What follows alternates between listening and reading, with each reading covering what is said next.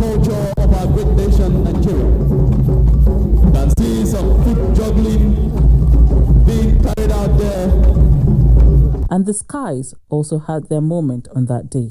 To the right side of the parade ground, as we herald the fly past of today's ceremony. Leading the fly past are the Agusta helicopters. The Agusta is an advanced multi-role helicopter capable of combat and non-combat utilization. Number 3 is flown by Flight Lieutenant Festus Oga and Flight Lieutenant Rudy. And that is the Alpha Jet saying, congratulations Nigeria once again. A round of applause for the aggressors. With the current battle against the coronavirus and its restrictions, for over 3 hours, Nigerians celebrated across the country while glued to their TV screens, reminded that Nigeria is vibrant, strong, and the green, white, green will ever fly.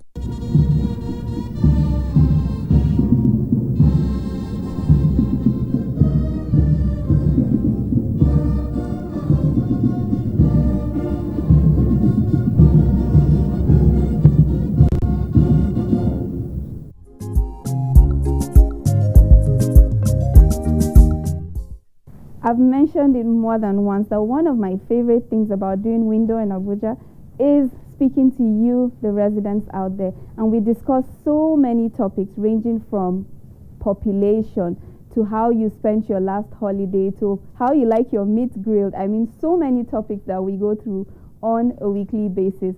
So here is a look back on some of the interesting things that we've discussed on the streets of the FCT.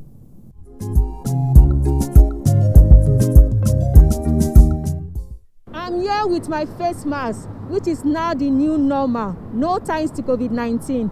But I'm not here to talk about that for today. I'm here on the streets of Abuja to talk about how the last 6 months of the year has been for them. Yes, the year has been challenging, considering the fact that most economic activities have been on hold or on pause, in which even the ones that are probably essential services could not get all the necessary inputs that they need to have their services provided efficiently, are also being affected to the extent that there's no facet or there's no aspect of the economy that is virtually not affected. Last 6 months, it has just begun, nothing else. Let me start with my brothers and sisters. They work and I had some money, so they didn't have transport.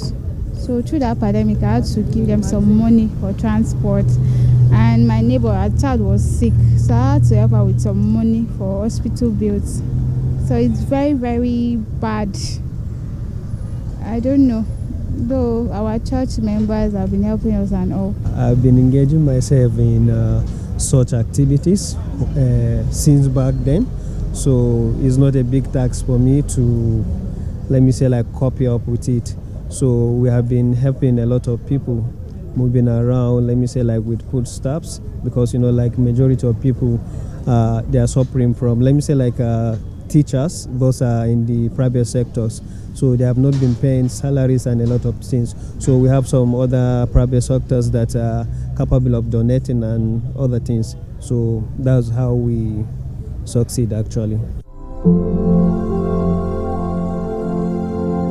Yes, the growing population is growing day by day, because if you look at some places that they did not erect structure, now they are all structured, people are there, accommodation is becoming more difficult. So if government can begin to make satellite towns and other neighboring states accessible to people, we will appreciate.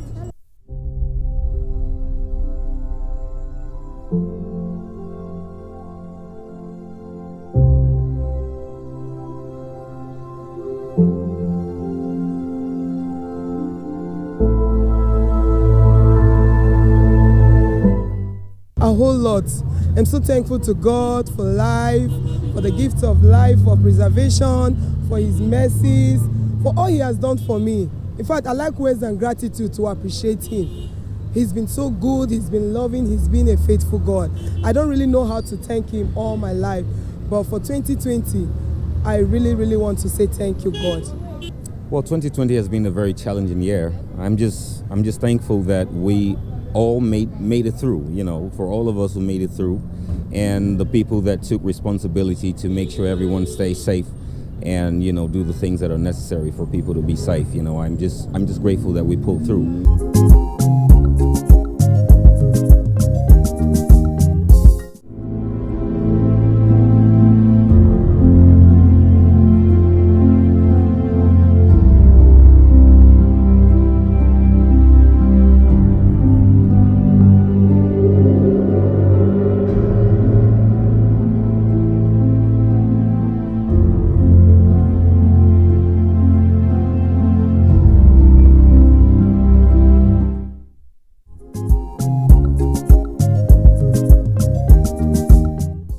Well, I hope that you've enjoyed today's program as always. We started a new year, but of course we have so much insight for you. So we hope that you still tune into Window on Abuja.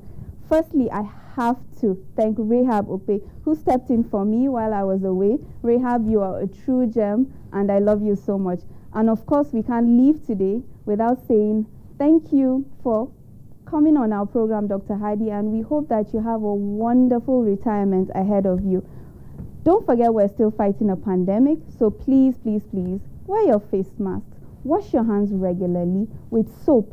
And, of course, if you don't have soap available, make sure you use your hand sanitizers. Fatima, do you want to come up and tell people to wash their hands? Come on. Okay, look into the camera and say, wash your hands. Wash your hands. And wear your face mask. And wear your face mask. So you heard from Fatima as well. So please, let's take better care of ourselves. I hope that you join us on this journey throughout this year on Window in Abuja. And of course, we wish you a very happy new year from me and all the crew.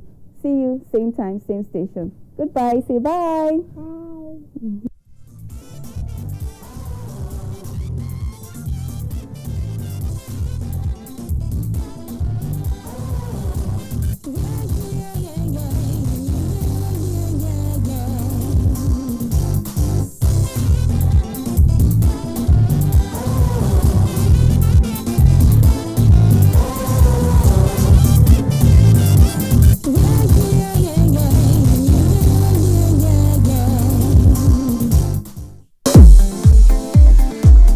From dusk to dawn, 24 hours a day, NTA International is with you in your living room, office, everywhere and anywhere.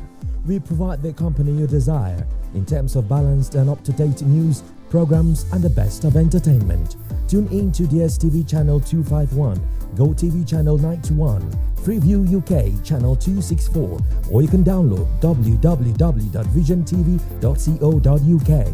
App for iOS or Android. You can also see us on Facebook and YouTube for quality content on the go. NTA International, Africa's window to the world. The geology of Nigeria is characterized by sedimentary rock formations prevalent in the south, while basement complex rock formations are found majorly in the north and central parts of the country. Oshongo local government area of Benue State is located within the north-central zone and has predominantly features of large outcrops, which are basically extrusive igneous rocks.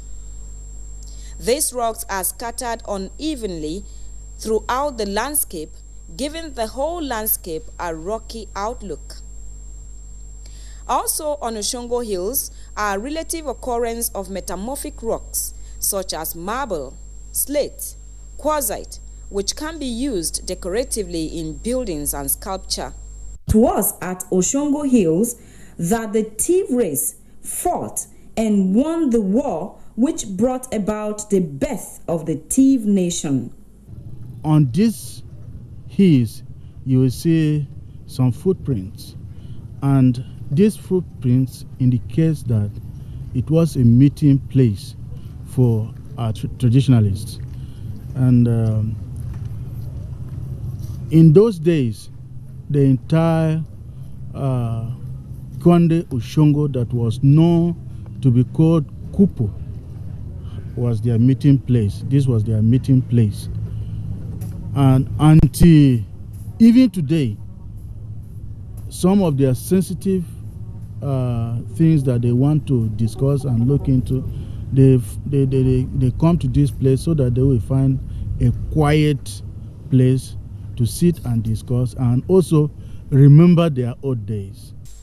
A good view of Ushongo Hills gives an impression of a ring of plateau with the Ushongo town right in the middle of it, a natural protection there. 24 hours a day, 7 days a week. You can watch NTA International live on your TV, computer, iPad, tablet and phone.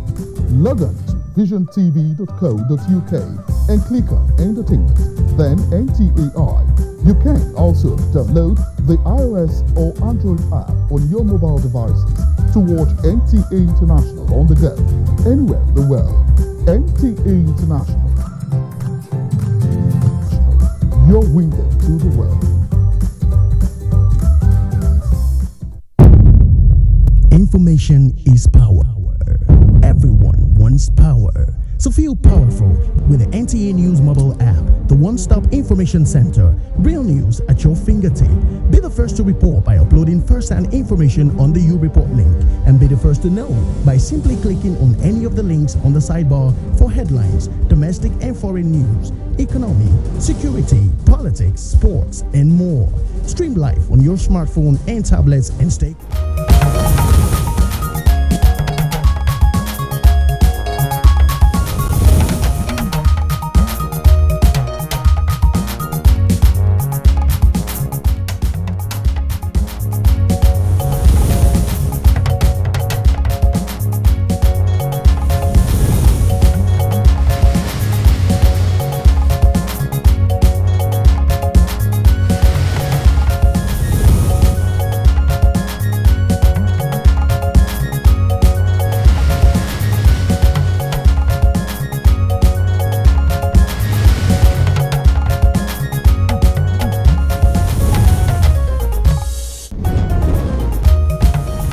Faulty engine reported as all 7 on board die in Nigeria military aircraft crash in Abuja.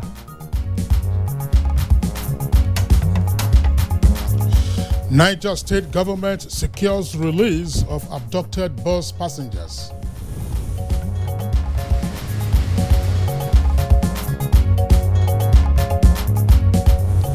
Republic of Benin is not aspiring to be part of Nigeria.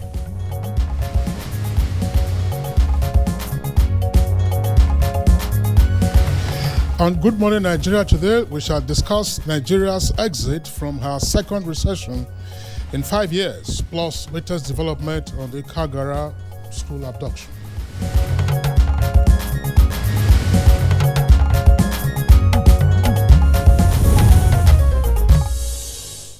Following 2 consecutive quarters of negative growth, the 4th quarter of the year 2020 is giving Nigeria's economy some cheery news. Now, the National Bureau of Statistics last Thursday reported a positive growth of 0.11% of the country's gross domestic product. Now, this came on the heels of the lifting of restriction on movement and increased local and international commercial activities. This slight positive growth is real GDP. This slight positive growth in real GDP is indicative of the country recovering from the pandemic-induced recession, which gave terrible shocks to economic activities in most parts of the 2020. Now, although it's been described as slight and therefore weak, now the positive growth, no doubt, is reflective of the gradual return of economic activities, which could cascade into other developments for the country. Yes, indeed, Kinsley. And already with the figures showing that the growth has actually driven by the non-oil sector, propelled by the information and ICT sectors, as well as the agri sectors of the economy, we should expect a cascading effect soon enough.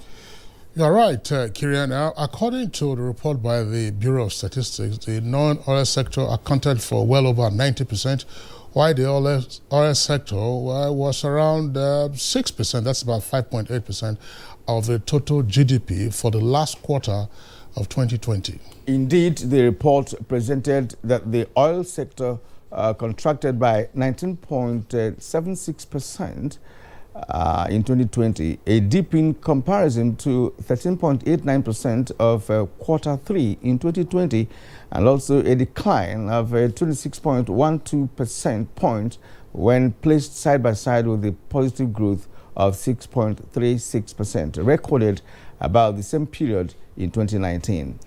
Now, while the oil sector decline is worrisome, the non-oil sector, however, is indicating performance that observers are saying we should find encouraging. This is so in agriculture, ICT, real estate, mining, and construction. Now, with these areas, there will indeed be positive signs for the economy to grow further. But is that necessarily the case? But then there are concerns from industry watchers too about the purchasing power of the people in midst of other inflationary worries and pressures. The people are skeptical if this staggering out of recession is just on paper. Well, we shall seek answers to these issues and more in the course of today's edition of Good Morning Nigeria. And of course, our topic today, we have two different topics to treat this morning. It's 6 days into the Kagara school abduction. So we'll also be touching on that, following up on the latest developments on the steps that are already underway to secure the release of the pupils. Already there's information that the bus travelers who were abducted just days before the Kagara school abduction have been freed. They've been received by the Niger State governor. But on the Kagara incident, of course, the pupils are still being held by their captors. We'll be joining our correspondents who are in Kagara and Mina, the Niger State capital. I'm Kingsley Osadolo, and I welcome you to today's edition of Good Morning Nigeria. We are live on the network service of the Nigerian Television Authority and reaching you from our headquarters studios in the nation's capital, Abuja. And I'm Kirian Umay. Welcome to the program. First, in the new week, we shall have our complementary segments as always, newspaper review, business news, and others. For now, let's join Ifeoma Ojinta for the morning news. Hello, Ifeoma. Good morning, Kirian and Kingsley. Here is the morning news. The Nigerian Air Force says its reconnaissance Beechcraft aircraft, which crashed short of the Abuja airport runway with 7 NAV crew aboard, was an accident caused by engine failure. News about the crash first broke on social media when Minister of Aviation Hadi Sirika tweeted about it, saying the incident was still under investigation by the Nigerian military. Shortly after, the Nigerian Air Force confirmed the incident in a tweet, saying all 7 personnel, 3 officers and 4 airmen did not survive the crash, which occurred shortly after the pilot reported engine failure. The Air Force says the aircraft was en route an intelligence, surveillance and reconnaissance mission before the crash occurred. Meanwhile, the Nigerian Air Force has released the names of those who died in the Beechcraft crash at Abuja Airport. In a statement signed by the Director of Public Relations and Information, Air Vice Marshal Ibikunle Daramola, those who paid the ultimate price in the line of duty are Flight Lieutenant Haruna Gedzama, Flight Lieutenant Henry Pio, the co-pilot, Flying Officer Michael Opara, Warrant Officer Basi Etim, Flight Sergeant Olasukomi Olawumi, Sergeant Ugochukwu Oluka, Aircraftsman Adewale Johnson. The Chief of Air Staff, Air Vice Marshal Oladayo Amao, who earlier visited the scene of the accident in company of the Honorable Minister of Defense, Major General Bashir Magashi, retired, Minister of Aviation, Senator Hadi Sirika, Chief of Defense Staff, Major General Lucky Rabo, and other service chiefs on behalf of officers, airmen and airwomen of the Nigerian Air Force commiserate with the families of the deceased personnel and praise that the Almighty God grants their souls eternal repose. Meanwhile, President Muhammadu Buhari is deeply saddened by the fatal crash of the Nigerian Air Force Beechcraft in Abuja that claimed the lives of 7 personnel.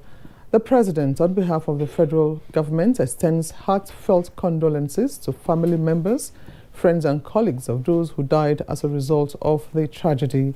He enjoins the Nigerian Air Force, the military and other Nigerians in mourning the unfortunate loss of the dedicated and courageous personnel who died in the line of duty. President Buhari notes that while investigations into the cause of the crash are ongoing, the safety of the Nigerian airspace remains a key priority of the government. He prays that God will comfort the bereaved families and the nation, as well as grant the souls of the departed peaceful rest. In the aftermath of the crash of the NAF military aircraft in Abuja this Sunday, notable leaders across the country have extended their condolences to the Nigerian Air Force. President of the Senate, Ahmad Lawal, has expressed shock and sadness over the tragic news of the crash of our Nigerian military aircraft in Abuja on Sunday. The Senate President sends his condolences to the families of those killed in the air accident and prays that Allah will comfort them in this time of grief.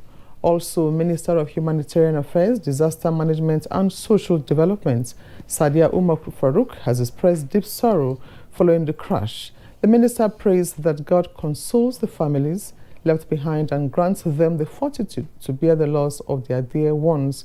Similarly, the All Progressives Congress has expressed sadness over the fatal crash of the military aircraft Beechcraft King Air B-350 at the Abuja airport. The party describes as unfortunate the fatal plane crash, which brings to fore the tireless work, sacrifices and hazards faced by the armed forces and other security services in their daily effort to keep the country safe. The APC extends its condolences to the Nigerian Air Force, particularly the families, loved ones and colleagues of the 7 Air Force personnel that lost their lives in the crash following a reported engine failure. Niger State's government has received the released passengers abducted by bandits along Minna-Tegina Road. The abductees were received at the State House in Minna by the state's governor, Abubakar Sani Bello, and other state officials. The governor said no ransom was paid to secure their release, while assuring them of adequate medical attention before releasing them to their families. They've been in the hands of their captives for over a week. They've been through tremendous trauma. As you can see, they're all seated here, 15 in number. They definitely look exhausted, malnourished, and tired. But at the end of the day, we're grateful to God Almighty for guiding us, for protecting them, for showing us the way to secure their release. Bandits on their way back to Minna from Rijau in Rijau local government area of the state on Sunday last week at Kundu village along Minna-Tegina Road. The meeting between the federal government and organized labor has resulted that appropriate pricing leading to reduction in the prices of gas by companies supplying gas to generating and distribution companies be effected for downward review in electricity tariff. This is when both parties adopted the report of the Technical Committee on Electricity Tariff. For now, the gas pricing to the generating companies is actually at $2.80, and we have proposed that it should be reduced to $1.50. That will actually affect also the downward review of the electricity tariff. We have also looked at the inefficiency in the system, especially metering, which had become a major problem. But fundamentally, we have also said that the entire privatization process is due for review.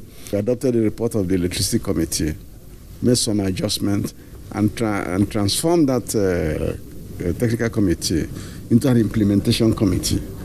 They are now a standing committee to implement all the recommendations they gave to us here. The Ministry of Foreign Affairs has described as misleading reports in the media that say the Republic of Benin is aspiring to be the 37th state of the Federal Republic of Nigeria. In a statement, the Minister of Foreign Affairs, Jeffrey Onyama, explained that his counterpart from the Republic of Benin was misquoted in an interview he granted press when he said the President of Benin Republic said he would like the relations between the two countries to be so close as if Benin was the 37th state of Nigeria. The statement added that the Federal Republic of Nigeria has no territorial ambition and has never aspired to make Benin or any country as parts of Nigeria. An update on COVID-19 now. The Nigerian Center for Disease Control, NCDC, has announced 521 new cases of COVID-19 in Nigeria. The latest figures released bring the total number of confirmed cases to 152,074 infections in the country. A breakdown of the new cases indicates that Lagos recorded the highest number for the day with 166 new cases, while Ogun has 52 new cases. Others are Rivers 47, Adamawa and Ebonyi 37, Akwa Ibom 25, Osun 21, Bayelsa 18, Kaduna 17, Oyo 16, FCT 15, Ekiti 14, Kano and Edo 12, Borno 9, Yobe 8, Ondo 6, Nasarawa 4, Kwara 3 and Bauchi 2.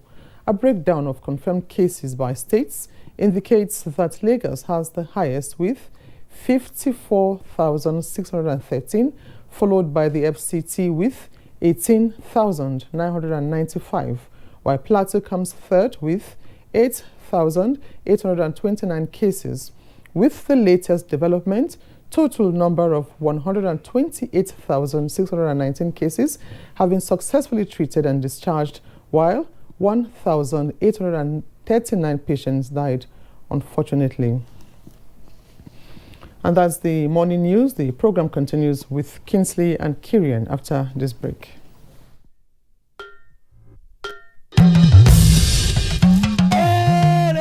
I bring you wonderful news.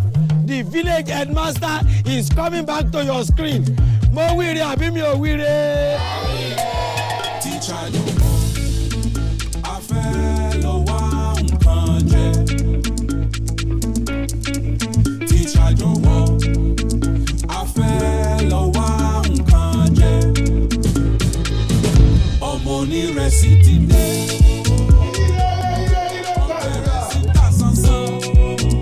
Go na better school for last gidi. Not be all this on a rugged school for Ijabi. I don't know for you. It's called Oja Village. Kadesi, we no happy at all. And I know that even you too, you are getting a lot of orders. Hey, we are trying, shao. Sweep her leg out. She was standing there. Sweep it. I love you so much. And how did I give you the impression that I was interested in that position? 50-year anniversary. You mean anniversary? I mean, I talk with that now. Not for me. Not for me because of Pamio.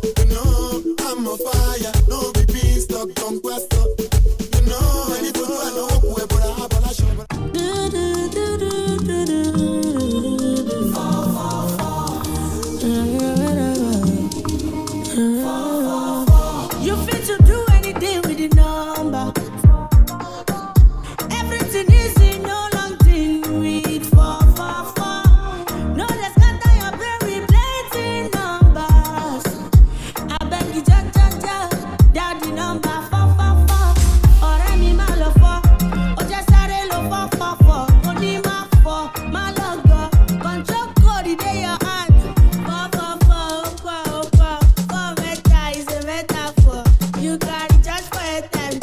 You can subscribe for the time, anywhere you do, whatever you do, you can use the number.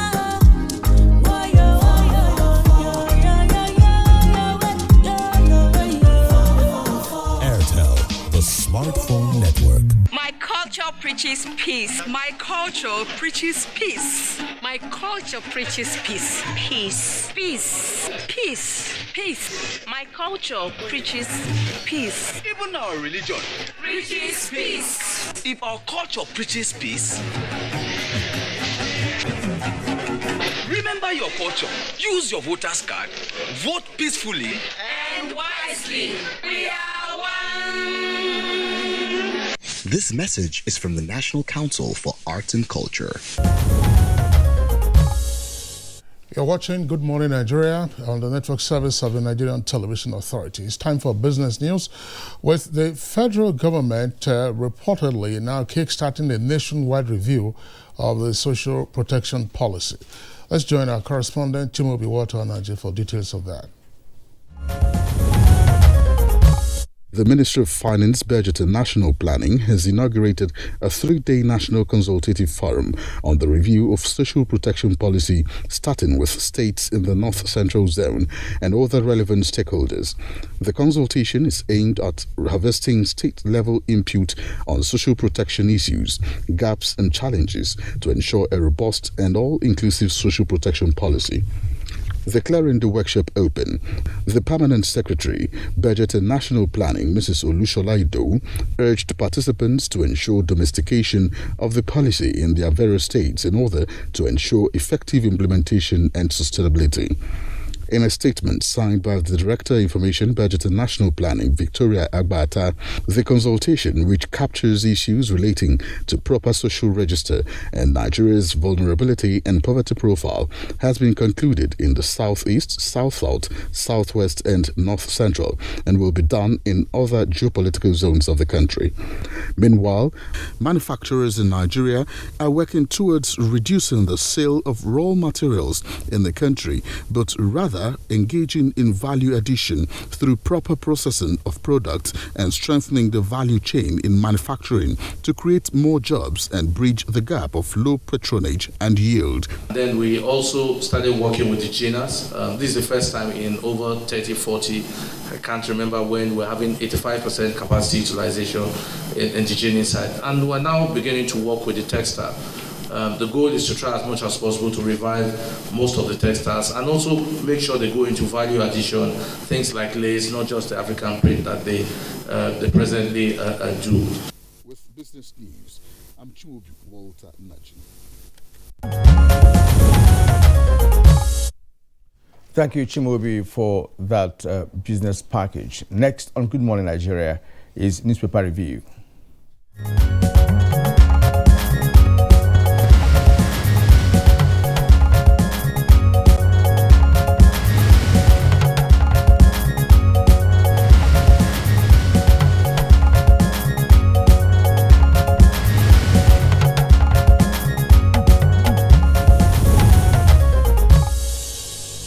Baya TB, newspaper reviewers with us in the studios. Baya, good morning and welcome.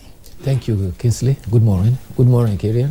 Good morning, Welcome, Nigeria. Baya. Thank you. Okay, let's begin with the Punch newspaper. Above the nameplate of the Punch newspaper, controversy surrounds Niger students, workers release, abducted travelers freed. Controversy surrounds Niger students, workers release, abducted travelers freed. 3 riders to that. Kangara boys still in captivity. They should be back soonest, says the governor. Abductors exchanged army uniform with Kagara students' uniform. Bandits threatened to start killing us on Sunday, says released Niger passengers. That's on page 39. Okorocha attacks Uzodimma as ex-governor, wife, aides arrested over sealed estate. That's on page 14. Now below the name flag, we have Abuja plane crash. Residents recount near-death experience. 3 riders to that. Jet would have dropped on residential buildings, causing more havoc. We ran out of our houses, taking the explosion for a bomb blast. Pilot complained of engine failure minutes before Abuja crash.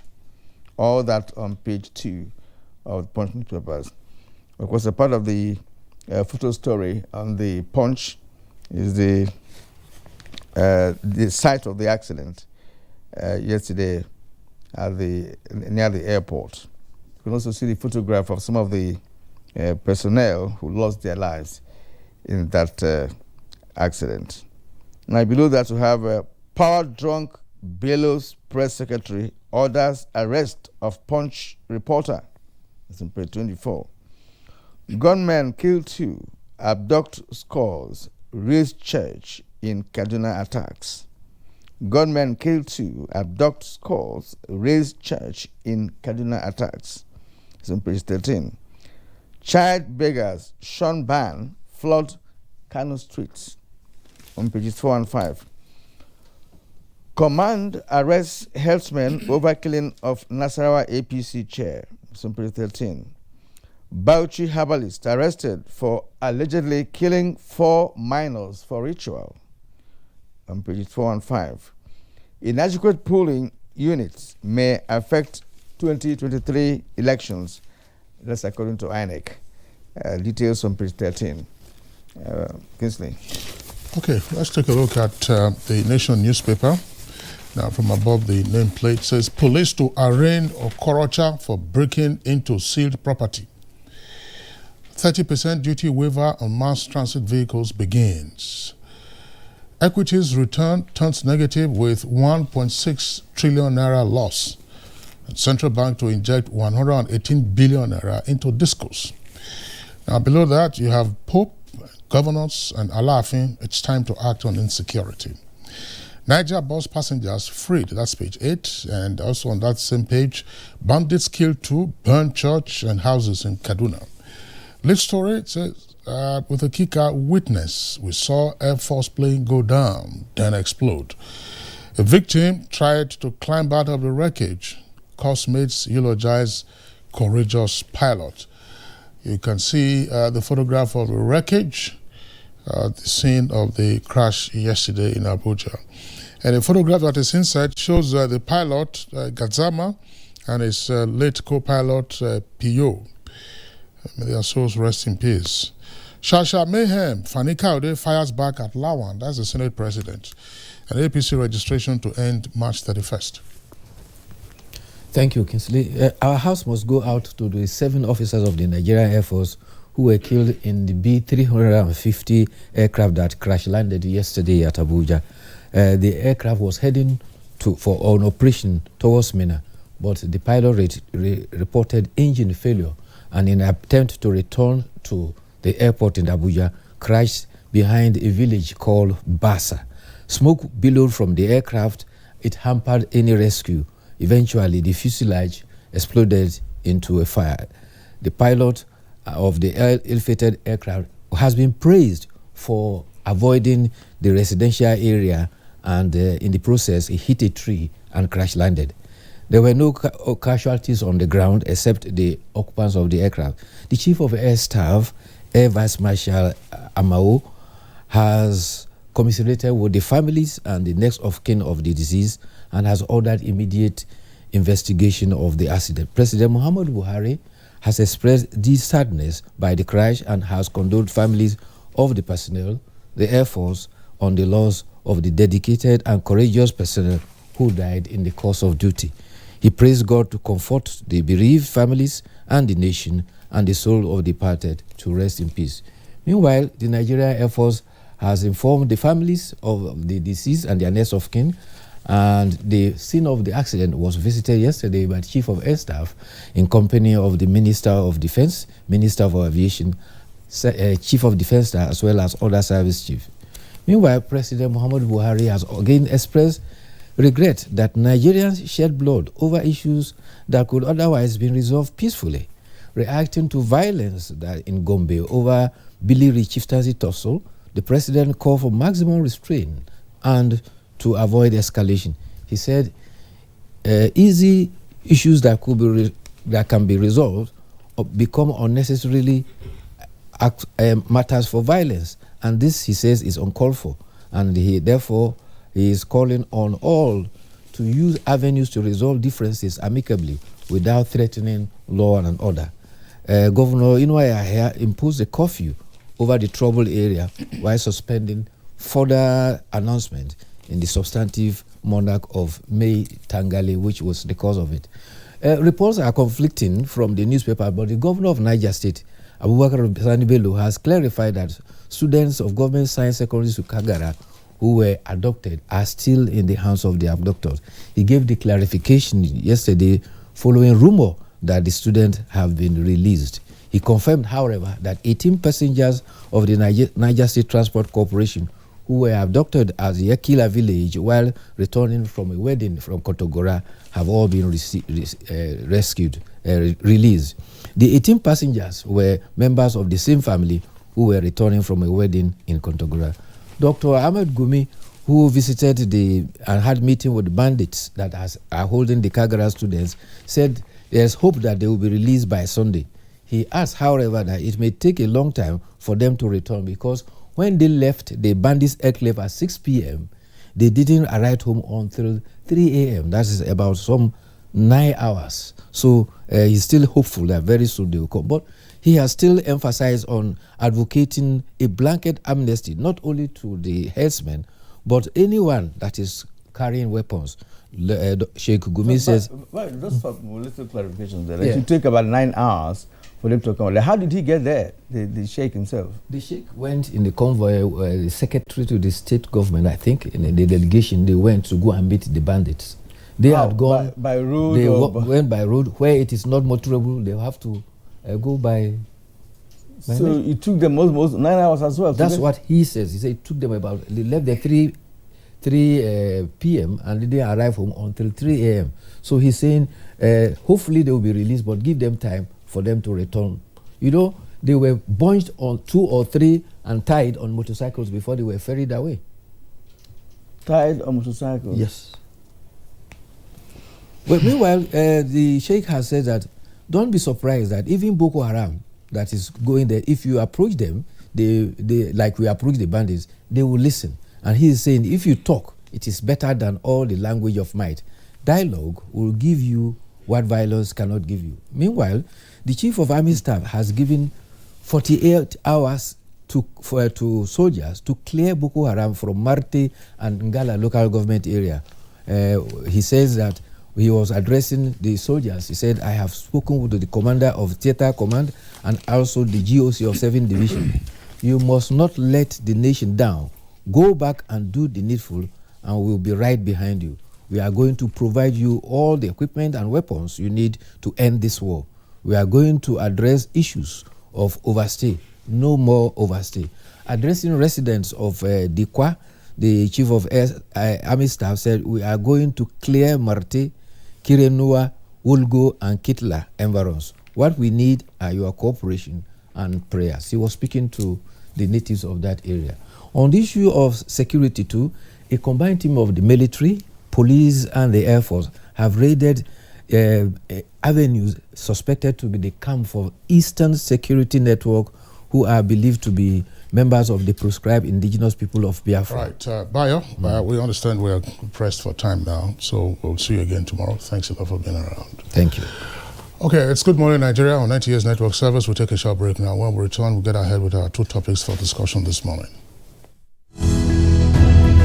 The counsel of our fathers. I will urge and advise our younger generation to use talent and brain to sort out problems, not arms. Nigerian youths, let's build our nation together.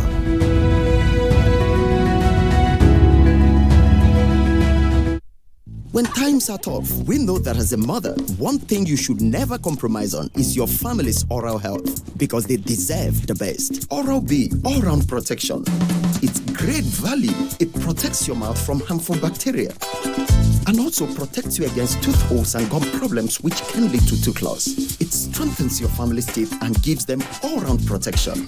So remember, protect their future. Oral-B for healthier, stronger teeth in just 1 week. Disinfect and protect your home with Jik. Jik kills 99.9% of illness-causing germs. Disinfect floors, kitchen and bathroom surfaces, and wash white cloths, towels, and dishcloths with Jik bleach. Just Jik it. Disinfect and protect your home with Jik. Jik kills 99.9% of illness-causing germs. Disinfect floors, kitchen and bathroom surfaces, and wash white cloths, towels, and dishcloths with Jik bleach. Just Jik it. Nigerian youths are about the greatest assets the country has at the moment. It is therefore not surprising that the administration of President Muhammadu Buhari is strategically responding to the yearnings of the youth through multiple projects and programs. Youth entrepreneurship support, yes, by Bank of Industry, the Youth Investment Fund by the CBN, and several other conditional cash transfer programs. Recruitment of 774,000 social workers, majority of whom are youth, and so many other projects that are beneficial to youths directly or indirectly. If the administration can do all this, definitely with a degree of patience and time, it can achieve more. Nigerian youths must come together to say no to terrorism, no to vandalism, and no to all disruptive tendencies. Hashtag Youth for Greater Nigeria. Pacifying the youths, unifying the nation.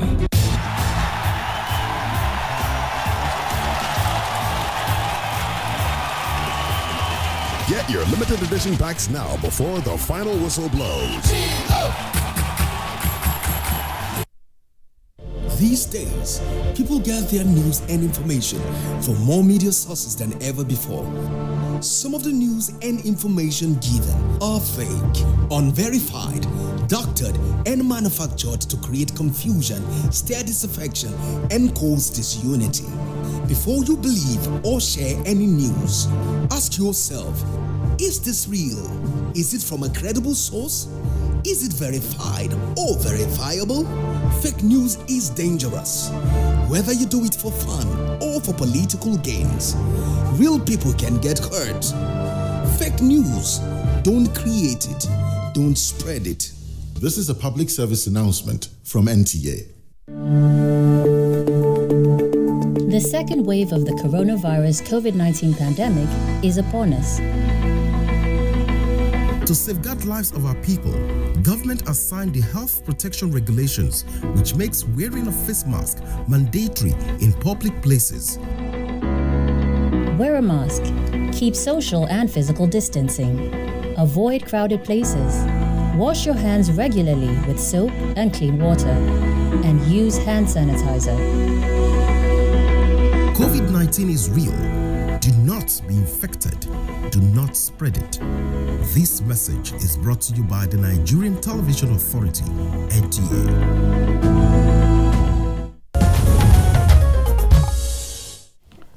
Well, it's 6 days into the Kagara school abduction. While efforts are underway to rescue the abductees, the latest development on Kagara and the state capital, Minna, in the meantime, will form the crux of our discussion as we welcome you again to this particular edition of the program.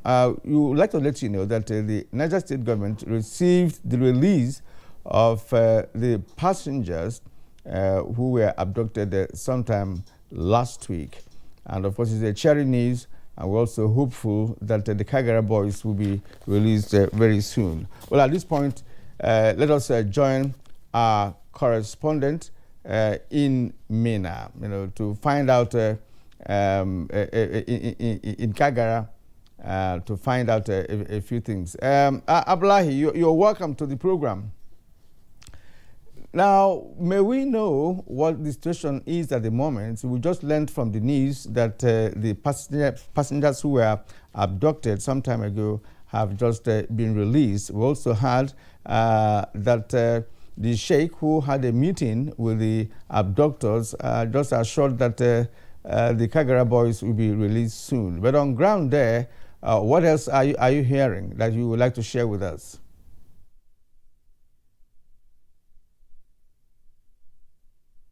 Of course, throughout yesterday, the news about the release of those passengers went viral, but we didn't know exactly where or through which route they will be released until subsequently late around 7 p.m. we got information that they will be released through one of the routes to the bushes here in Kagara, and then we found our way just some few minutes drive outskirts of the town, where we saw officials and then security agents waiting for the arrival of those passengers that were abducted.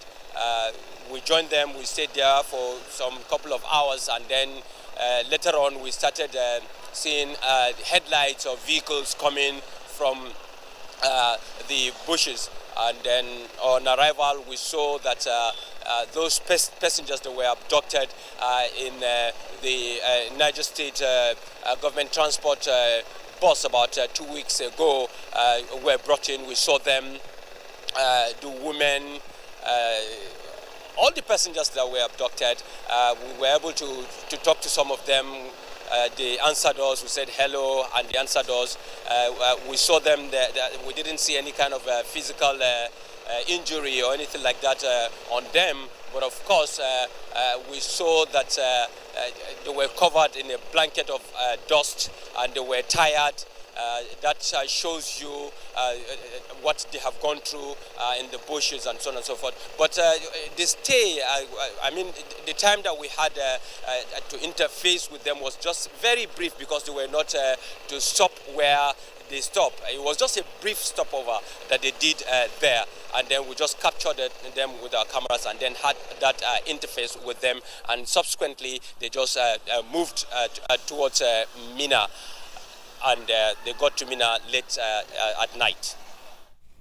All right, Abdullah Mohammed, thank you very much there for that update from Kagara. Let's come to our studios now and welcome Dr. Kabir, who is a regular guest on Good Morning Nigeria. Dr. Kabir Adamu, thanks for being with us today.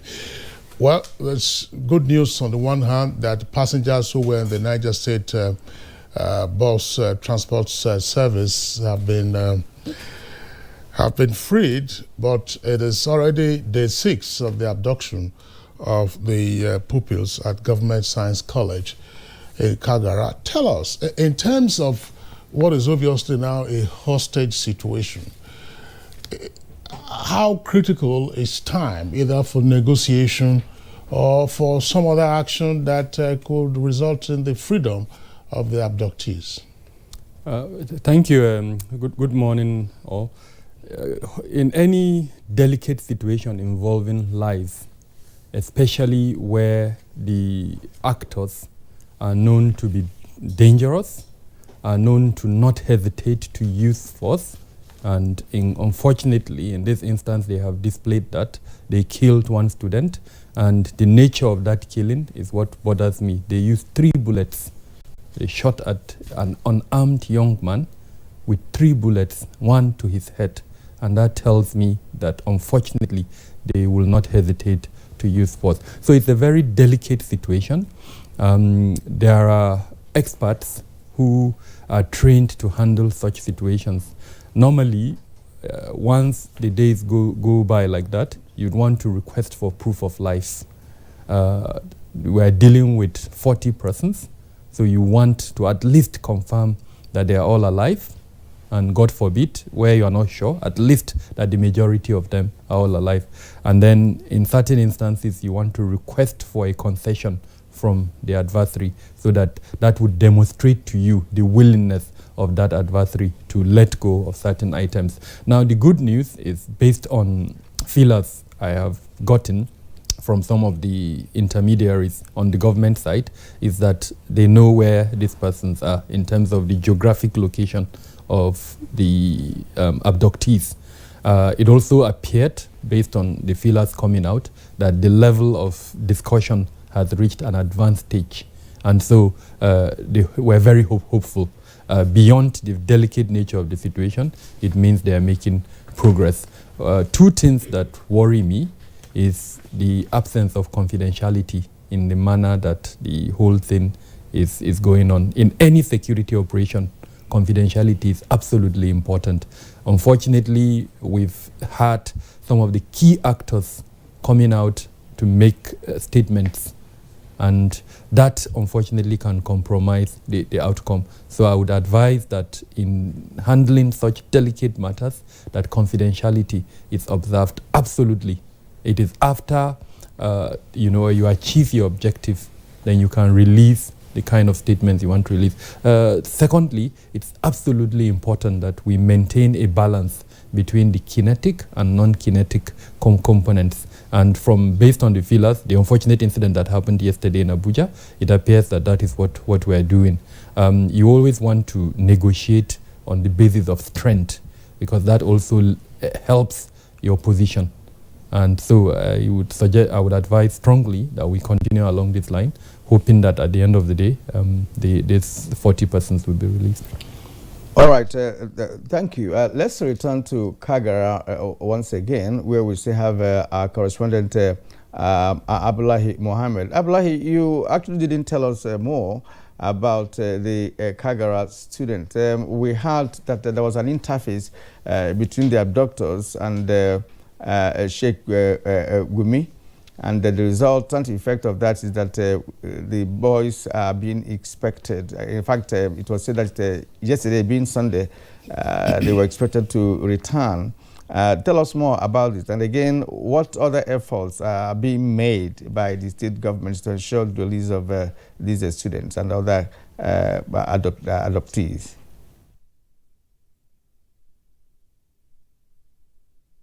Well, what I would like to share with you at this moment is the fact that the release of those passengers has brought a kind of hope and also confidence among people here who we have seen in clusters discussing about in fact appreciating the effort of the state government that with the coming out of the release of these passengers, an indication that they will soon also see the release of the boys. And in an interface with some sources that we talked to yesterday, they also told us that they are expecting that that night that some of the boys will be released. They said that they're expecting that the boys will be released in batches, and then through different routes, that they might not come out in a cluster together. So we kept watch throughout the night. We kept our ears on the ground throughout the night, but we didn't hear anything about the fact that they have been released. But that was exactly what we got as information yesterday. And of course, I will still tell you that the release of those passengers has ignited a kind of hope, especially to families of those boys that are still in the bush, that we have also gone to just visit and then hear from them. Abdullahi, tell us something. On the heels of the abduction last week, the state government issued a directive for the closure of similar schools in and around that location. Is there any other school in Kagara, whether elementary or secondary? And if so, are the schools open or they are shut?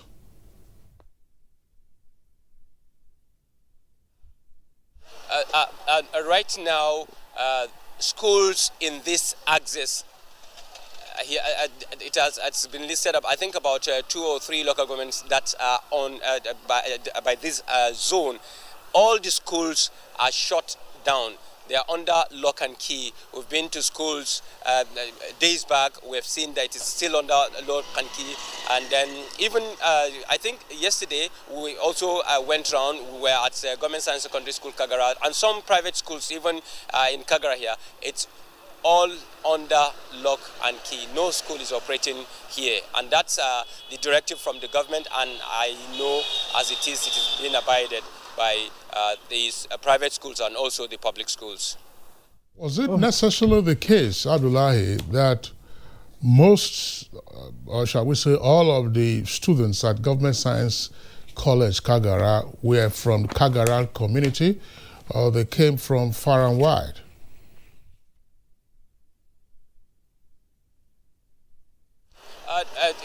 Exactly, I would like to tell you that most of those schoolboys that were taken are not from Kagara town. In fact, the only families that were able to establish the fact that they have their people abducted are first of all a wife of a teacher, and then again a wife of I think one of the principal or vice principal who has her parent here in Kagara, and her younger ones. She was taken with her children, about 6 children, because they reside there in the school. But we have not met any family here in Kagara town itself that has one of the boys that is taken, except a pastor to the deceased Habila, who lives here in Kagara, and we were told the boy is also even buried here in Kagara, but they are all not from the town Kagara itself. Most of them come from villages around Kagara, and then maybe from some local government areas away from Kagara itself. All right, thank you, Abdullahi. We may have to return to you in the course of the program, believing that there will be sharing news from Kagara this time around. Thank you indeed. Now let's return to the studio here, where we have our discussant. Now, looking at the scenario, we just heard that there was an interface between the abductors and some persons, from the government angle, and of course the Sheikh Bumi, who has been doing that for a while now. There are promises that are going to be released. Do you think that such promises should be something to, for us to believe in? Because of course, Bumi said that by Sunday, being yesterday, that it's expected that the boys will be released. But now we have seen that nothing has happened. And again, the abductors who released the passengers perhaps are not the same group that abducted the science students. So what do you make of this? What do you make of this? We are hoping that the students will be released. Meanwhile, passengers were released. Is there any connection, between the two abductors, the two groups that abducted these individuals, or does the Bumi have a kind of link, between these abductors? As far as I know, Sheikh Gumi is not the only actor interfacing with the abductors. There are several actors. He's just one of them. And frankly, I'm not even sure if he's playing the role of a negotiator, as it were. He may be playing the role of a mediator, but then there would be a negotiator. And that negotiator would be the one that would put on the table the demands of the abductors. And then, of course, he would also discuss with the government what the options are for releasing those boys. Now, having said that, I heard the statement of one of the governors in the Northwest yesterday, indicating clearly that Sheikh Gumi is not perhaps the principal actor in this instance. So to that extent, I think there are a lot of dynamics involved that may have led to the release of the those in the bus, and then that would likely lead to the release of the boys. The second thing that has also come out is that we're dealing with two different actors. The people that abducted those passengers are different from those that abducted the school students. It also appeared that even the location that they held the captives are different based on what has come out to the public so far. The third element that is also for me a bit worrisome is the fact that what we have been discussing for a very long time has also been proven by this development. The fact that we have ungoverned spaces where non-state actors, armed non-state actors, appear to be in control. If they are able to hold this sizable number of people inside Nigerian territory, then it tells us that these are quote and unquote ungoverned spaces, unfortunately, where they are able to use. And so all of these actors together, especially, and this is the one, when I mentioned confidentiality, this is the point I was trying to lay. There are backdoor channels that every intelligence organization in any country is able to exploit in this type of circumstances. Those backdoor channels are not known to us, but they are very effective, because that is where you go to when the chips are down. And frankly, the chips are down now. So yes, Sheikh Gumi is an actor. He's a prominent one at that. And like I mentioned, a governor has also indicated that there are other actors. But then I'm hoping that those backdoor channels that our intelligence agencies rely on in this very delicate period would be play that role where they are corroborating the outcome of all of these other actors at the end of it. Because what you want to achieve is a situation where you don't come out encouraging this type of incidences. And so intelligence operatives will be gathering that kind of information using those backdoor channels, ensuring that all of these key players are acting towards a particular goal, and that whatever is exchanged in demand, because there is no way out of this, something would have to be given. And so when whatever it is that it's given, that it does not encourage further criminality. I'm just wondering that, Dr. Kabir Adamu, it appears that the point of kidnap is not the point of release. And that point of release appears to be quite some distance from the point of kidnap. And so the issue of the management of the logistics, how, for instance, bandits could come on motorbikes. Those motorbikes don't run on water, they run on fear. And they're able to traverse the so-called forests from Niger to Zamfara to Kaduna. What does that tell us, in terms of perhaps their entrenchment in the so-called ungoverned spaces? If they are so entrenched, is it necessarily the case also that we probably haven't had the last of this kind of incidents? Unfortunately, no. I would like to sit here and be optimistic, but unfortunately, no. A supply chain has developed for the industry of abduction, kidnap for ransom in Nigeria.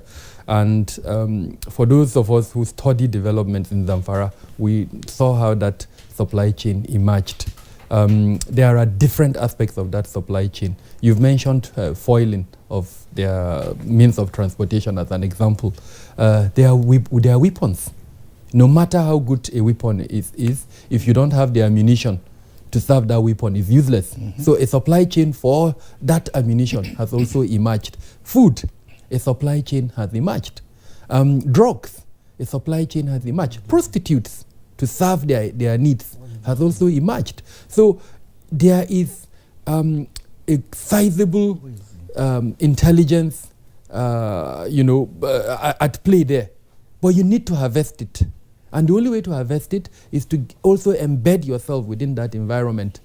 And so that worries me to the extent that these things are out there, and players like us that are not within the public sector are able to harvest this. And I'm hoping, I'm praying that those intelligence departments are also looking at all of these supply chains. We've had governors of some of these states speaking about informants. That's just one of the supply chains. And so it is when you are able to put all of this together that you would hopefully begin to get rid of this menace. Disrupt the supply chain. And more importantly, identify key players. Because when you identify the key players, that you'll be able to gather evidence for their prosecution. I would always mention this, that the failure of the criminal justice system to punish offenders is what has led us to where we are. And the law enforcement agencies would need to gather evidence so that they will present this evidence to the courts for the prosecution of the key players. And through intelligence, through painstaking investigation, that is where you'll be able to do that. All right, Dr. Kabir Adamu. Thank you indeed. Let's go to Minna, the capital of Niger State, where we have correspondent Hamis Urugo. Hamis, I hope you can hear us clearly. A lot has been said in connection with the release of the abducted science students of Kagara in Niger State there. The news we had was that by yesterday, Sunday, that it was everybody hoped that they will be released, but nothing has happened yet. What we now had was the release of those passengers that were abducted a week ago or thereabout. Now, what is on ground at the moment? You are in Minna, the capital of the state, where, of course, is the seat of power in that state. What else can we know about the government's efforts towards the rescuing of the abducted Kagara students? Yeah, well, thank you very much, Kieran. Well, the situation, has been very positive.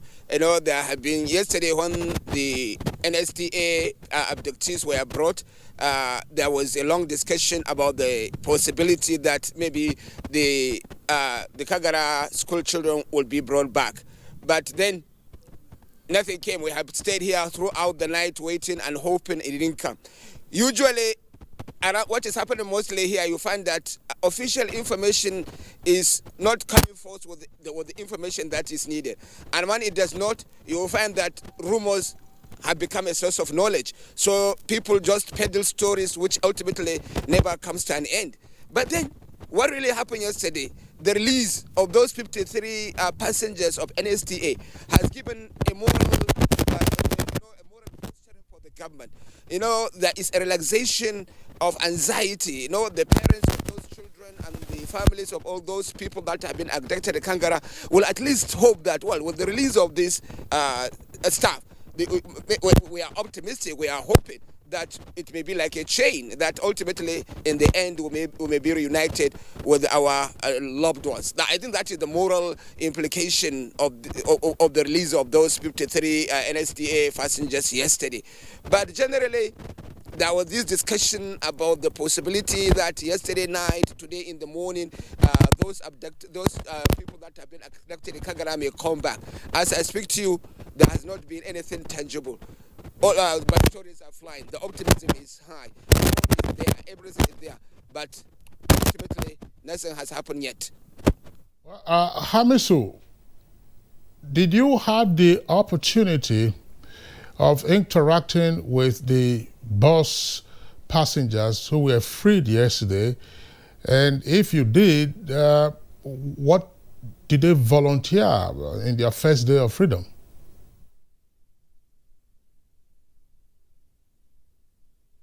Sir, yesterday when they came, they were shielded, seriously shielded by security personnel who force you out. In fact, we had a babble, exchanges with some of the officials who defiantly stood between us and those passengers that have been brought back.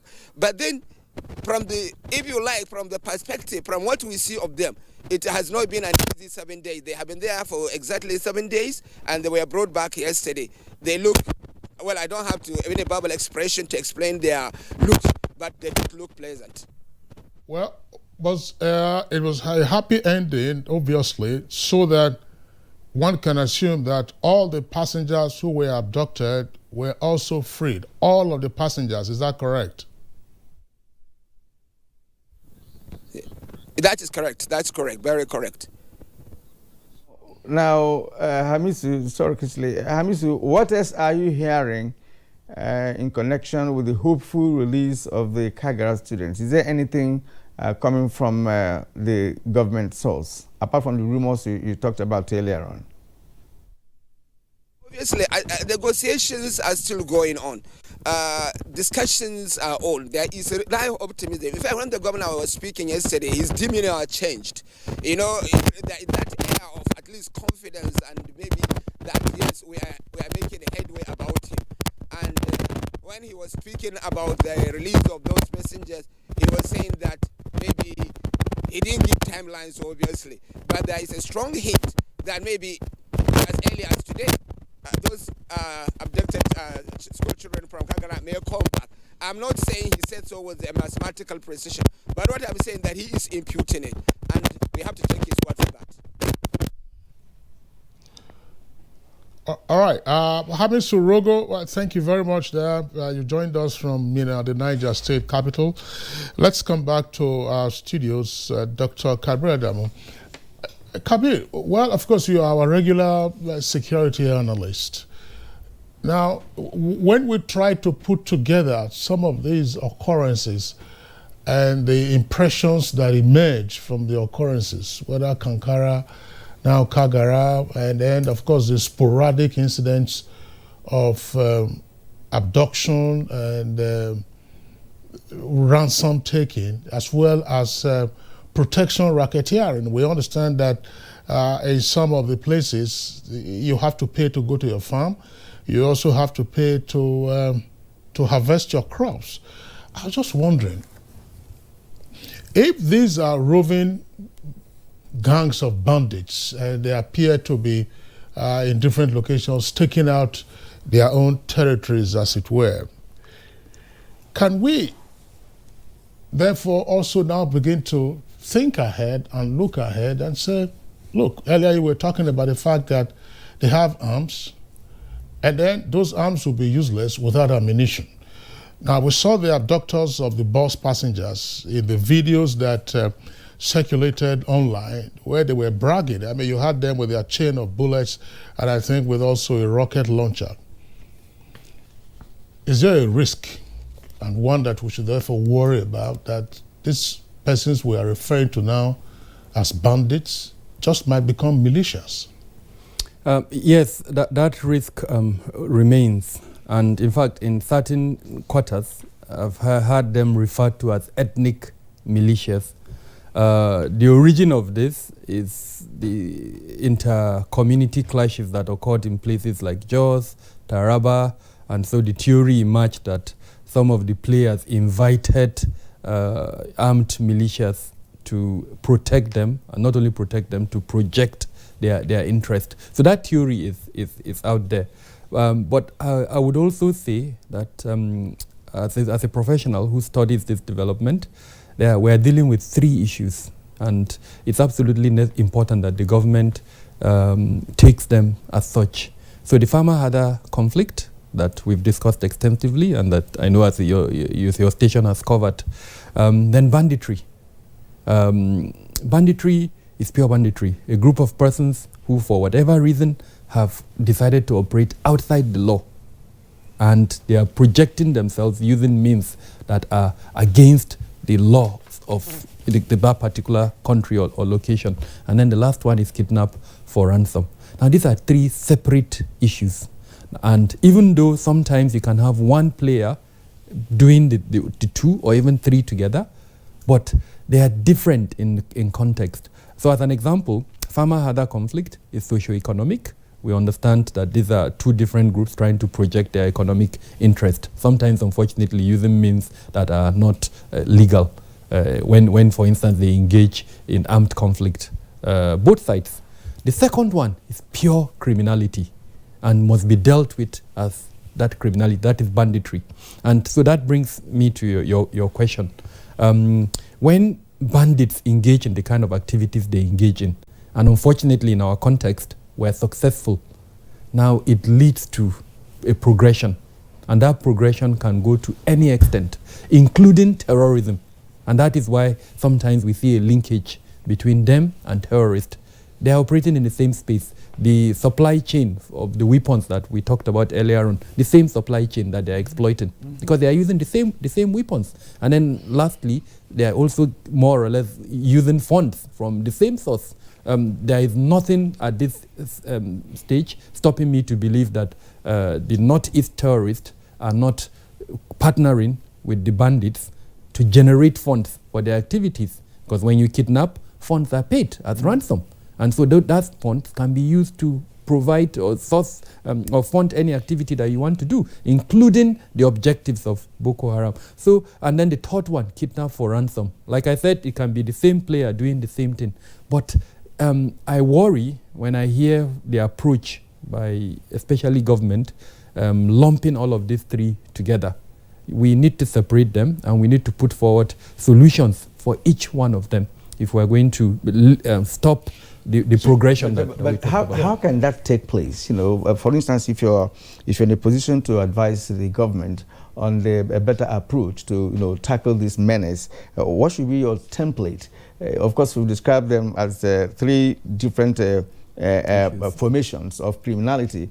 Right now, how would the military face it? I had this question because when we heard about the plane crash yesterday, we were told that their mission was in Niger State. I was asking myself, what were they supposed to do with an aircraft? Is there not a surveillance? What information could they have gotten by using an aircraft flying over Niger State? That aircraft is a specialized aircraft for surveillance purposes, and it's an intelligence capability where you use a lot of resources, technical resources, to look at the geopolitical location where you are surveilling. Movement, for instance, like we talked about, motorbikes would generate dust, and you'll be able to see it from that extent. You can also take pictures, then compare those pictures and see differences from one position to other. If it has infrared capabilities, it can also detect the kind of. So yes, it's absolutely important, but it's just one element within several other elements that you put together as intelligence. Fusion purposes. Kindly remind me of your. In terms of what government should do to tackle the menace. Now, government has done a lot, and I would really commend the Buhari administration, especially in the area of farmer-herder conflict. Several solutions have been put forward. The livestock transformation policy that was introduced, but that became controversial, and I think at the point, because of the controversy, there was a bit of relaxation. But that issue, especially the ranching component of that issue, would solve that issue, or at least reduce it tremendously, the farmer-herder conflict. And incidentally, Niger State has shown an example of what to do by taking relevant aspects of the livestock transformation plan and then domesticating it. But as we said, unfortunately, the kidnap incidents have now overshadowed that. But there will always be an opportunity to return to normalcy, and therefore they can address that. Kieran, we are pressed for time with Kabiru. Let me quickly mention the approach to the other 2 issues. Both of them involve weaponization. So we need to, as a matter of urgency, either introduce the small the gun proliferation commission that would help mop up the weapons in circulation. Then drug addiction. Every time they do these things, they are usually under drug influence. So it's absolutely important that we discuss that. And then lastly, I would, from the political front, I would recommend government strongly for the president to convene the National Security Council, where an expanded one, where he will bring in the governors and the leadership of the National Assembly. The objective of that is so that government can come out with a single statement regarding these issues. Currently, we're seeing a lot of diverse opinions, especially from the governors. And recall that just last week, Kinsley, at the National Assembly, the former chief of army staff did say that it will take 20 years, for us to, deal with Boko Haram. And as you rightly pointed out, Boko Haram may have links with all these elements, because they operate the same down in the bush. They have the same channel of supply chain. They use the same kind of weapons and all of that. So they need they have something in common. Yeah, but I don't want Nigerians to be, feel bad about all of that. He said that, but he also gave the solution. He said military approach alone will not end the insurgency, and that was what he was trying to refer to. So governance is absolutely important in disrupting the progression of terrorism and banditry. Okay, Dr. Kabiru Adamu would like to thank you. I'm sure you have take this as your subject matter to chew on, so that when next we invite you, probably we'll have the opportunity of talking about it. There is a committee on illicit small arms and light weapons. Was that committee necessarily incapacitated, that it needed a transmutation into a commission before it could become effective? I don't want a response from you now. Dr. Kabiru Adamu, thanks a lot for being around this morning. Thank you very much for having me. All right, it's Good Morning Nigeria, and we're taking a short break now. When we return, we'll be discussing how Nigeria exited the recession at the end of quarter 4 2020 and matters arising therefrom. A new edition of TV Guide is out with special focus on the game changer, His Excellency Governor Abdullahi Sule of Nasarawa State. Broadcasting in a digital economy, Maxwell Logo gives an insight. This edition also features Nancy Naji of AIT, a name synonymous with business. Meet the NCDC boss, Dr. Chikwe Ihekweazu. TV Guide, your indispensable companion, also x-rays the relevance of social media in the modern society. Meet some TV professionals who have impacted their spaces and other inspiring stories in sports, entertainment, and lots more. Grab a copy at the vendor near you or NTA stations nationwide. TV Guide, your indispensable companion.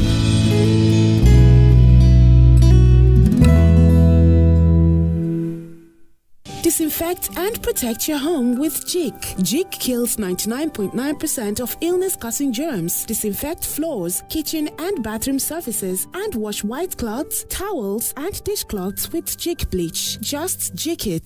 Disinfect and protect your home with Jik. Jik kills 99.9% of illness-causing germs. Disinfect floors, kitchen and bathroom surfaces, and wash white cloths, towels, and dishcloths with Jik bleach. Just Jik it. Dialogue, empathy, love, and unity. These are vital components of nation building. For all to be well, we appeal that we should refrain from volatile, provocative, inciting messages and language. Let's build and not destroy.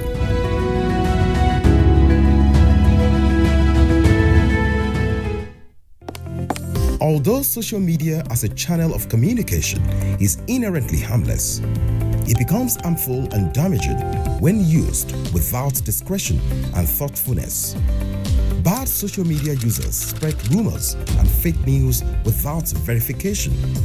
But good social media users stop, reflect, and verify information before sharing it. Be a good social media user. Stop the spread of fake news. Verify the authenticity of your source and use social media responsibly for a better Nigeria. This message is brought to you by the Nigerian Television Authority, NTA, in collaboration with the National Orientation Agency. The broadcast media ecosystem is dynamic and requires continuous training for practitioners to perform optimally. NTA TV College Jos invites relevant officers to the following specially packaged training programs. Intermediate online news reporting skills. Date 1st March to 12th March 2021. 2 weeks. Studio lighting indoor and outdoor. Date 1st March to 5th March 2021. 1 week. Modern trends in broadcast media marketing. Date 15th March to 9th April 2021. 4 weeks. Understanding public service rules and mastering the art of standard minute writing, reports, memoranda, and briefs. Date 15th February to 12th March 2021. 4 weeks. The course fee for the 4-week courses is 100,000 naira per participant. The fee for the 2-week course is 80,000 naira, while the course fee for the 1-week course is 40,000 naira only. Accommodation inclusive. Venue for all the courses is the serene and secure environment of NTA TV College near Old Government House, Rayfield, Jos. For more inquiries, please call 0803-314-4383 or 0806-980-9807. NTA TV College, Jos. Training you to be the best you want to be. You're still watching Good Morning Nigeria on NTA's network service. As a prompt for our conversation, that's the next one on Nigeria exiting the last recession. Let's listen to this background report by Abdul Salam Jibril.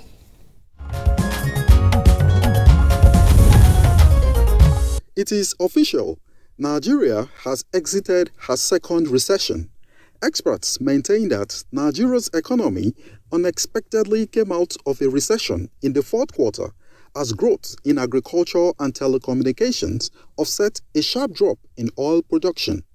According to the National Bureau of Statistics, gross domestic product grew 0.11% in the 3 months through December from a year earlier, compared with a decline of 3.6% in the third quarter, while data from the International Monetary Fund shows that Nigeria returned to this slight positive move after 2 quarters negative growth to contraction. Recall that in November last year, the country's economy slumped into a second recession after the country's GDP contracted by minus 3.62% in the third quarter of 2020 after contracting by minus 6.1%. A major reason for the recession was attributed to the devastating impact of the coronavirus pandemic, in which many other countries around the world suffered COVID-19-induced recession. Experts say the surprise rebound means Africa's largest economy may recover faster than expected as the oil price and output increase this year. It could also point to the growing importance of the non-crude sector. Following Nigeria's exit of her second recession, what measures should be adopted to maintain the current tempo? The non-oil sector was identified as a contributory factor for the current fit. How can government support this sector towards achieving further economic growth and doing away with the dependence on oil? Guests on the program will speak to these and more shortly.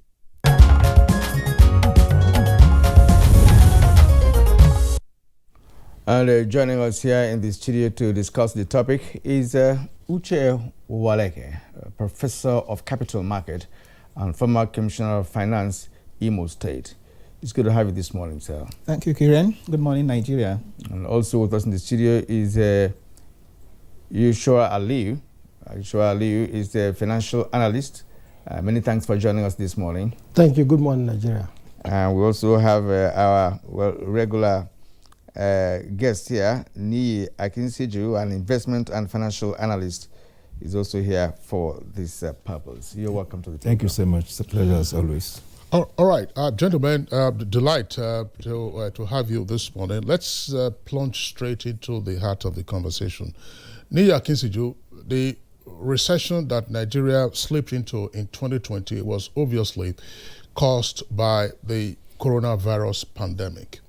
Is it necessarily the case that government's own structured approach to the economic aspects of the coronavirus by way of the economic sustainability plan could have been one of the reasons why we now have exited the recession earlier than anticipated?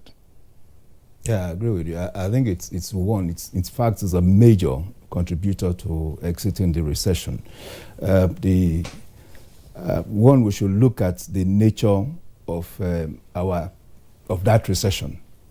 It's based on 2 pillars in my consideration.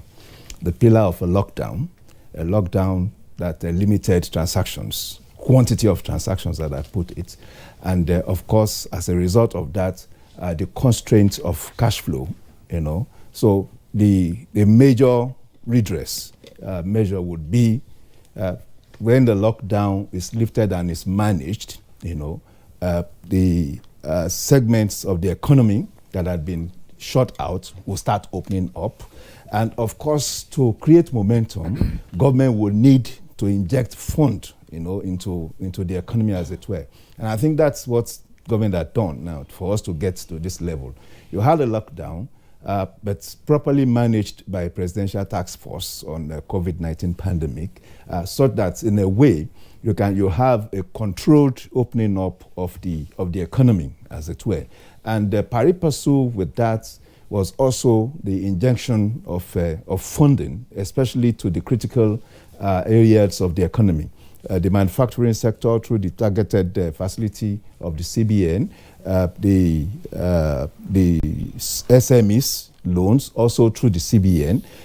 You also have the cash transfer, the salary support, the payroll support program, artisanal support grants, and all manners of grants, so that within that 6-9 months period, more than 2 trillion had been injected into the economy. Of course, that would invigorate economic activities, transactional values and quantity, the quantum of transactions. So to a large extent, we have seen that, and we have seen that in reflections of even the major driver of our economy, agriculture.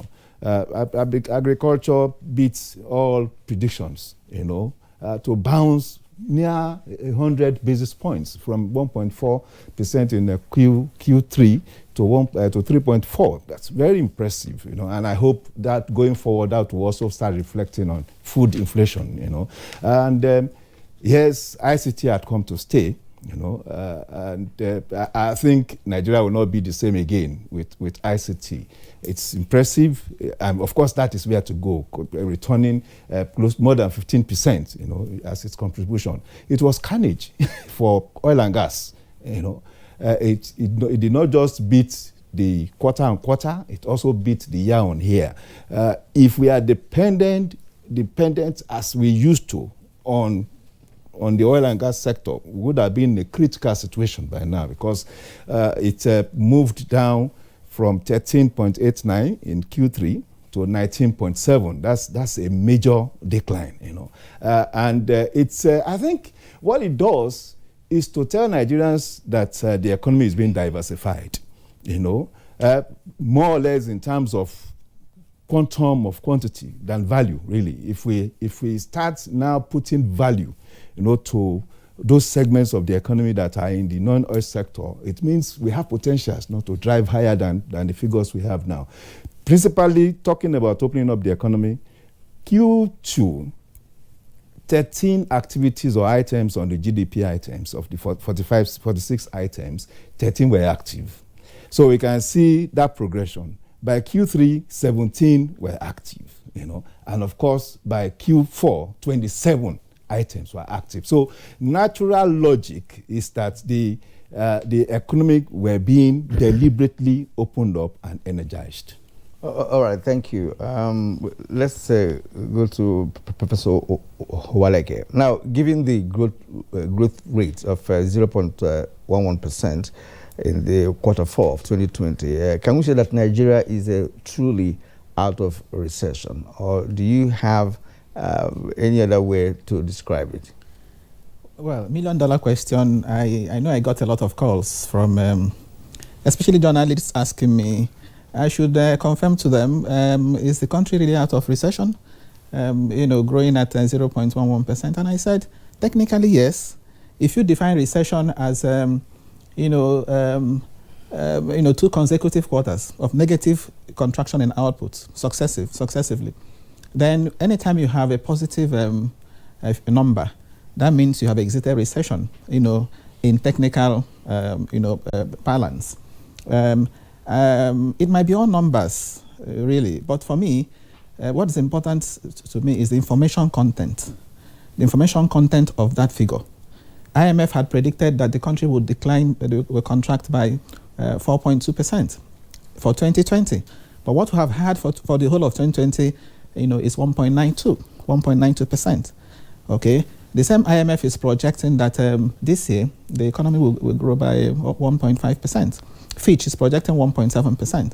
So from every indication, there's every likelihood that given what has happened, IMF, rating agencies, investment banks are likely to revise their estimates, a lot more favorably.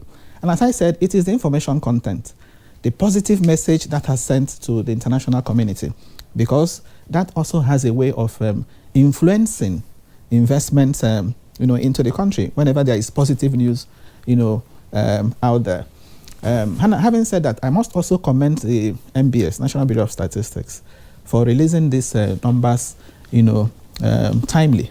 Because if you go to the websites of some other countries, you wouldn't see the, GDP numbers for the fourth quarter, already out. This is, February. So whether in terms of CPI, Consumer Price Index, GDP, and some others, they have been coming out timely, in the case of Nigeria. The attention now, will now turn to the unemployment figures, because we want to know whether this 0.11 growth is also actually reflected in the unemployment figure. The unemployment figure, the latest we have is Q3 of 2020, speaking of 27% unemployment rate and 28% underemployment rate. So we would want to know whether the growth rate in GDP, in real GDP year on year, okay, as I said, had impact on jobs, okay, or whether it was a jobless growth, because that is very critical. I must also say that there are a number of lessons one can draw from what has happened. The first is the point he has mentioned, and that's the point that the country can actually survive without oil, the way we are going.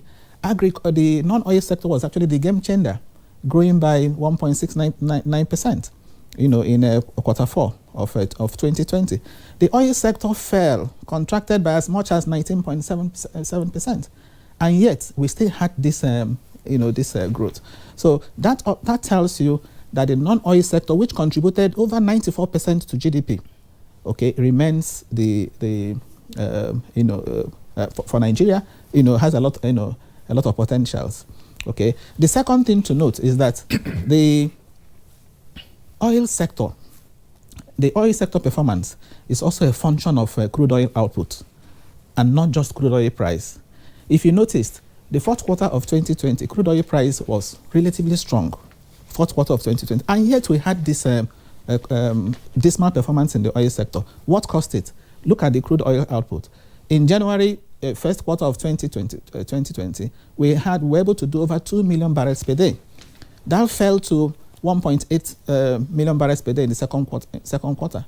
In the third quarter, we had 1.67 million barrels per day. And in the fourth quarter, we had 1.56 million barrels per day. So you can see the decline in crude oil production. So it's important we also look into that aspect and be sure that despite the OPEC cut, that the drop is not being caused by vandalism, it's not being caused by shutdowns, because that's also very important. And finally, let me also say in terms of lessons that agriculture is remains a very critical sector in this economy. Just as he pointed out, moving from 1.39 in Q3 to 3.47 in Q4. That's quite remarkable, and it's not unconnected with interventions, by the government, especially that of the Central Bank of Nigeria in the area of agriculture. There's no doubt that those interventions must have contributed to the performance that we recorded in agriculture. All right, Professor Ochewaleke, thank you very much. Yushau Aliyu, let's have your own take on what it means that Nigeria has very rapidly exited the recession of 2020. In economics, it is really to say that we are recovering. When you mention recovery, it's a situation where there is consistent within 2 quarters of decline, that's contraction. But when you have a positive growth, that means you are recovering. That recovery, if you remember vividly, in 2017, second quarter, when you came out from the previous recession, it was a fragile recovery. So to me, the same applies to this fragile recovery in the sense that there is a lot of indicators, economic indicators that can project the economy. One, the output of agriculture, which is being categorized to have contributed to about 3.47% to the GDP. But when you take the real GDP growth, that is, you put inflation into it, you now realize that there is more challenge, there is additional challenge to monetary and fiscal policies in an attempt to stabilize the economy and also to make price more relative to the economy. All right, let's return to against you once more. How sustainable is this growth, considering the seemingly very slight growth rate compared to negative growth of 6.6% and 3.62% in the preceding quarters? Can this be sustained? I think the curve is showing sustainability, really, because you see from the first quarter of decline at 6.10, there was really a contraction, but the contraction is interpreted in growth, from 6.10 to 3.62, so it's not a decline after a decline, So some of us, by the Q2 figures, we're actually saying we're exiting recession already, So you can also see that the decline peaked, what you call a V, as it were, and then started moving up to this 0.110 we are talking about. Yeah, when we look at the year-on-year, as in the 12 months movement, the 1.92 will suggest that we are still in negative territory, But again, the movement of critical sectors of the economy would also tell us that we are in the upward trajectory. So if you have agric moving upward, which constitutes 26% of the GDP, you have ICT also moving up, which have been consistent. And more instructively, you have risk sector, which have been near perennial states of contraction over the last 6 quarters, also moving up. You have segments in the service sector, which constitutes more than 50% of the total GDP. You have, for the first time, insurance moving up. We have health and social sectors also moving up. Now, to me, when we have all those segments, though their contribution to the larger percentage, of the economy is not so big, but these are new entrants into the upward movement, of the GDP. So to me, what we need to do is to continue to energize these sectors, as it were. We can see the 3 other sectors that are actually the burden on the economy have direct relationship with the shutdown of the economy: transportation, education, and of course accommodation and leisure. I know for certain that the more activities are being opened up, these segments will also start, of course, moving up. You have education, schools are opening up now. Universities are opening up. Secondary schools are opening up. Primary schools are opening up. So the impact would be felt in Q1 2021. Transportation, the aviation sector is growing strong. We are moving now across states. The prayer is that we don't have a serious second wave that we will need to also shut down. If we are not shutting down, those activities will also reflect in Q1 2021. So for me, I think the activities, of course, will be in the upward trajectory, and it will be sustainable. All right. Thank you, Niyi.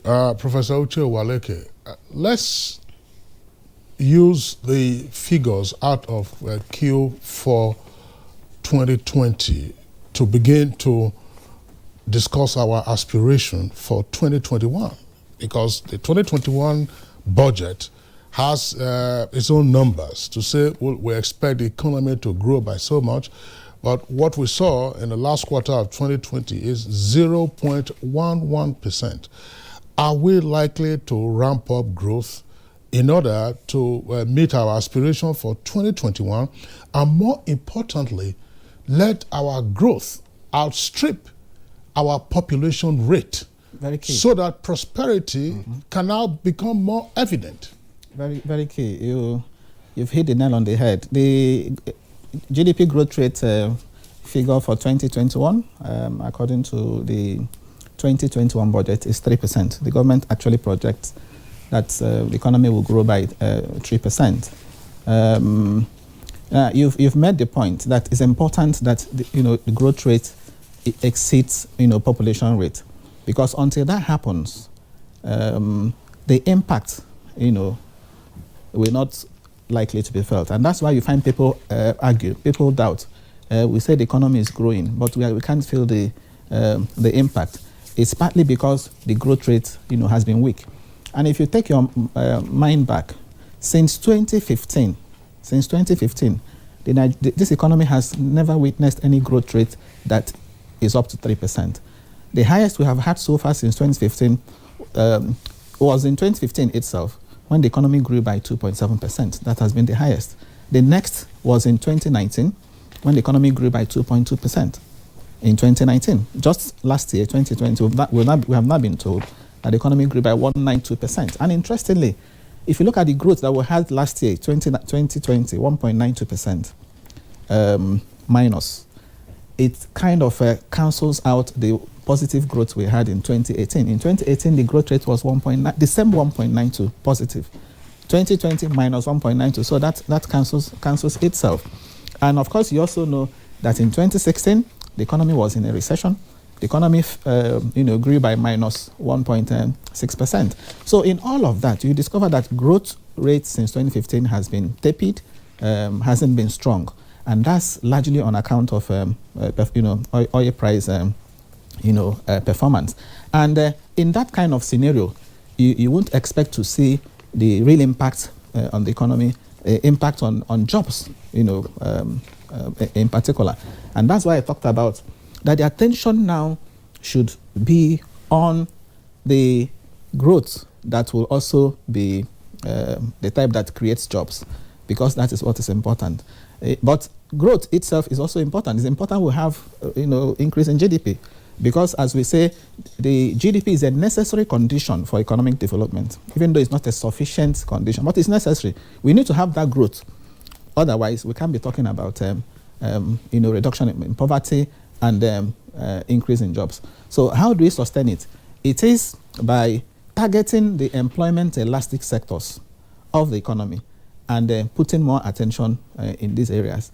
As I said earlier on, agriculture actually, didn't disappoint in the last quarter of 2021, and that's because of the interventions. So we need to intervene more in the agri value chain, because agriculture, accounts for about 60% of the employment that we have in the country. The other sectors like real estate also was positive in Q4, 2.8% real estate. Construction too, still in a positive territory, but I also noted that construction actually fell compared to quarter 3 of 2020. It actually, quarter 3 was over 2%, in quarter 4 it actually fell to 1.something%. So we need to focus attention. ICT, that contributes 15% to GDP, is also another important area. Agriculture, as you had, 24% to GDP. So the focus should be on the real sector, the productive sectors of the economy. Manufacturing sector is still in negative territory, but it's also important to mention that it has moderated. The drop has moderated compared to what it was in Q2. Of course, partly on account of COVID. So I will suggest going forward that we should focus more attention in these areas. And the good thing is that the budget came out in good time. Implementation, I understand, has commenced. And if it can be sustained, if it can, the economic sustainability plan can be, pursued aggressively, particularly the real sector component of that plan. If you look at the plan that it has, for agriculture, for putting in place the enabling environment, especially power. It talks about provision of, solar energy. It talks about provision of mass housing. These are critical areas that will actually jumpstart this economy. And as I said, what is important is ensuring that implementation is carried out so that the results at the end of the day can manifest again in the GDP figure. So I think it's something that can be sustained. And I also think the target of 3% might be ambitious, a little ambitious, but that of the central bank, 2%. Central bank has 2% target for 2021. I think it's a little more realistic. And talking about the central bank, it was central bank that first predicted that the economy was going to be out of recession by the fourth quarter of 2020. It was the CBN governor that said it at the first, and then people said, my finance minister talked about first quarter of 2021. And I remember I was one of those that shared in that optimism that the economy was going to have a V-shaped recession. All right. Thank you. Let's bring in Yusra once more. There are concerns, from industry watchers about the purchasing power of the people in the midst of inflammatory or rather inflationary worries and pressures. And the people are skeptical that this staggering out of recession may not be enough, because if people are not feeling the impact of it, then it may just be on paper. Anytime we are speaking about collective prosperity, it has to do with the income that people use to have their purchasing power in the market. And I think one important aspect, we have to look at unemployment aspect of our economy and do much intervention to that. What I mean here is the fact that over the years, inflation has been dealing with consumers significantly with their purchasing powers. All their purchasing power is being eroded as a result of certain loopholes in the monetary policy, especially the banking. You realize that we have enough microfinance banks that can assist the small businesses in the economy, which can sustain their function in the market and at the same time create additional jobs.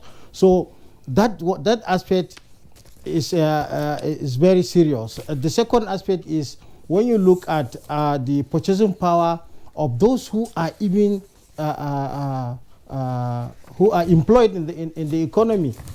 Take, for instance, the 30,000 minimum wage, which has been pegged as the basis at which income should be allocated to different workers in the economy. You realize that the percentage increase in inflation from 11.9% to about 15.6% is very significant. So there is need for government, especially the Federal Ministry of Finance, to carefully look at certain ease of doing business that will facilitate a lot of investors to invest and at the same time to create opportunity for many small businesses to have access to funding so that they can have more people employed and thereby having a lot of income so that their purchasing power can be maintained over a time.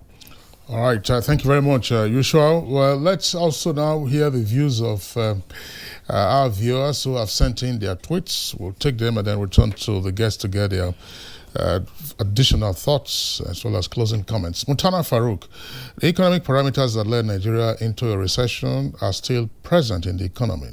The cost of doing business in the country is high. Many MSMEs are struggling to raise their heads above water as a result of the hike in the price of PMS, that's petrol, VAT, value-added tax, and electricity tariff. Francis Obi says, we're happy to hear that we have gone out of recession. I will still insist that the electricity generation and distribution be improved so that companies come into production and employment to reduce our dependence on importation. Amobola Humbart, now sustaining the recent exit from recession is a function of consolidating on four major economic stimuli the federal government implemented under the leadership of the Vice President, who in June 2020, directed by the President, to come up with the ESP, that's the Economic Sustainability Plan, in order to deal with the post-COVID-19 pandemic. All right. Festus Akimbo, he says it's great that Nigeria has fought back from the deepest recession in recent years with growth in the price of oil and ICT. Government at all levels must continue to enforce COVID-19 protocols to avoid tougher restrictions that can restrict business and social life. Oladimeji Morufu, dependence on oil must be avoided. Now that the borders are reopened, they will need close monitoring in order to generate funds. Exportation of local goods must also be encouraged. Leo Fadaka, to sustain the exit from the recent second recession, the ICT, MSME, and mechanized agriculture sectors must be intensified. Attention must also be paid to the creative industry, which currently engages majority of the youths. Chris Simeon, it's good news we have exited recession, but to sustain the tempo, government should continue to give priority attention to MSMEs. By so doing, our economy would be stronger. Taufik Olaleko, the ICT that contributed more to exit from the recession should be subsidized and mechanized. And mechanized farming should also be intensified. All right, so those are the views that we'll take very quickly from your tweets. Let's come back to our guest, Neya Kinsiju. Well, all three of you, and that's what the numbers say, have spoken highly of the contribution of agriculture to our GDP. Incidentally, when we had the recession 5 years ago, in 2016, there were at least two sectors that continually recorded positive growth. Agric was one of them, and then the other was solid minerals. Now, in exiting the recession of 2020, little has been said about the solid mineral sector. Instead, agric remains a growth sector, and now ICT, of course, has also come in as a comparable sector of growth. I was just wondering, now, okay, what's happening to solid minerals? That's one. Secondly, the ICT growth that we are hailing, how much of local content is available therein?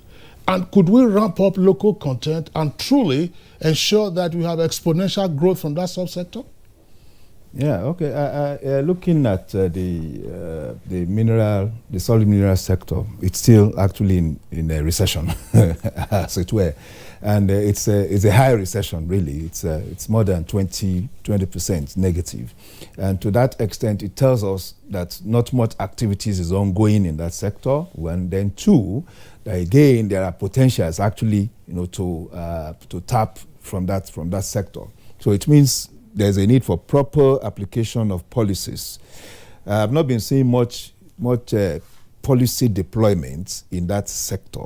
The minister, the last I read, was that trying to properly manage the artisanal exploiters. Artisanal exploiters may not properly contribute to the larger economy in the solid mineral sector, as it were. You do not compare solid mineral approach. I mean, that artisanal smallholders approach that you have in the agri sector, which is natural one, needs lower capital injection, needs, of course, lower professional capability. In the solid mineral sector, you need professionalization. You need huge capital injection and proper engagement with global markets. So there's a need for a spectrum to be created in terms of value chain.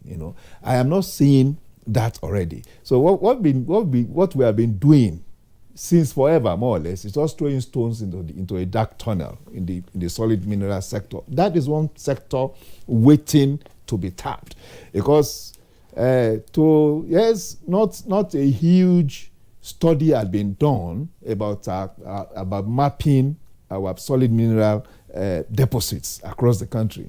We have certain material to reference, but what it tells us is that every local government, not even state, every local government has one or two solid mineral to tap into. There's a need to properly exploit that. And talking ICT, Nigeria is becoming, either we like it or not, one of the bastions, of ICT in Africa, and the global investment entrepreneurs are also looking at Nigeria. In 2018, we were the first destination of investment for startups. In 2020, we are rated third after Kenya, Egypt.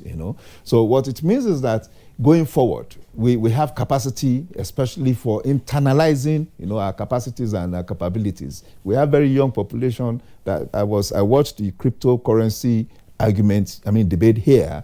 It shows how our youthful population are latched onto that. That is just one extension of the ICT industry. Yeah. We have so much, to tap into. Now let's begin, perhaps on the same question, because this issue of solid minerals, we keep hearing gestation period, for the past 2 or 3 decades. We keep hearing that you need a huge capital and all of that. And in the process, nothing has been done seriously to ensure that that sector makes its own contribution to the GDP. Now we're talking about the ICT, which is making a very reasonable contribution to the GDP presently. We still rely on international satellites. We still rely on imported softwares. So come in here. Okay, well, from my experience when I was in FAC, that's the Federation Account Allocation Committee, the challenge we always had with respect to federation account was the contribution that the solid mineral sector, Ministry of Solid Minerals, was bringing. We always felt that it was very, very minute, and that has a lot to do with the the fact that the sector is, largely informal dominated by artisanal miners, okay, and illegal mining activities are also going on. And the control of the sector is at the federal level.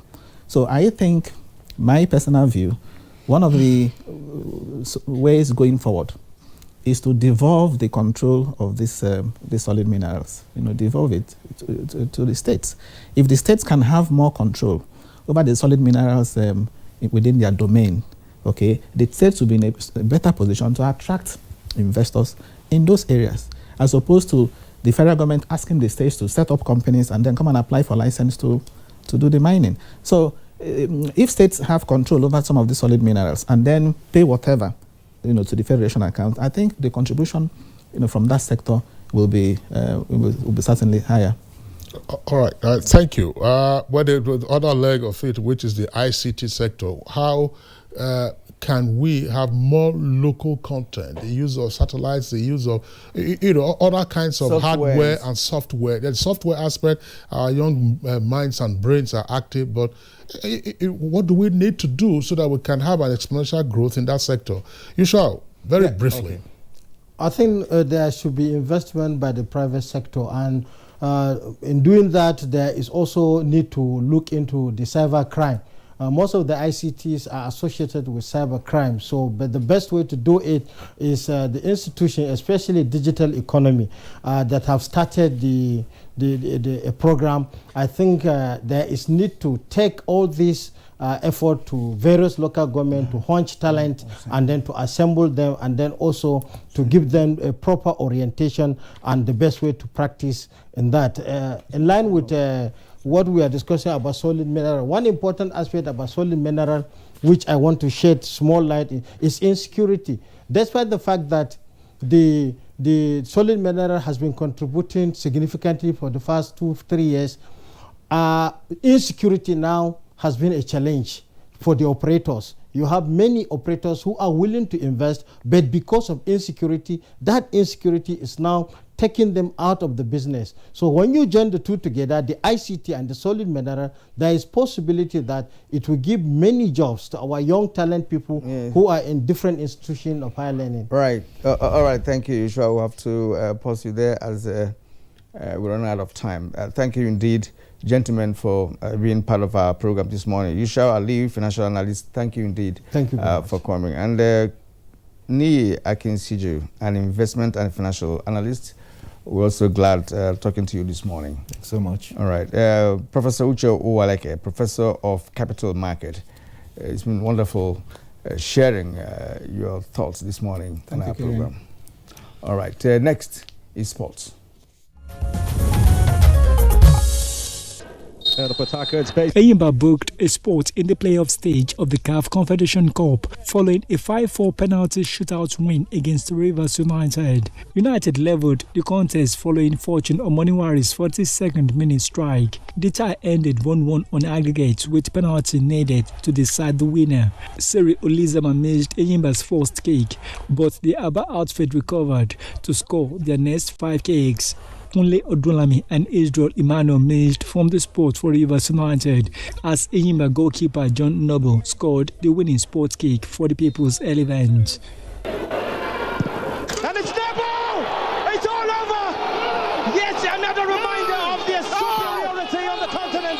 In Nigeria Professional Football League, Rangers have now moved to 4th position after a hard-fought 1-0 win against Kwara United at the Nnamdi Azikiwe Stadium, Enugu on Sunday. Chiamaka Madu netted the winner on the half-hour mark. Rangers moved to 4th position on the table, while Kwara United maintained top spot despite the defeat. At the Agege Stadium, MFM FC recorded their first win in as many games, edging out Adamawa United 2-0. In tennis, Novak Djokovic continued his dominance of the Australian Open by overwhelming Daniil Medvedev to win a record-extending 9th men's title. Top seed Djokovic won 7-5, 6-2, 6-2 to claim his 18th Grand Slam, leaving him 2 behind Roger Federer and Rafael Nadal in the men's record books.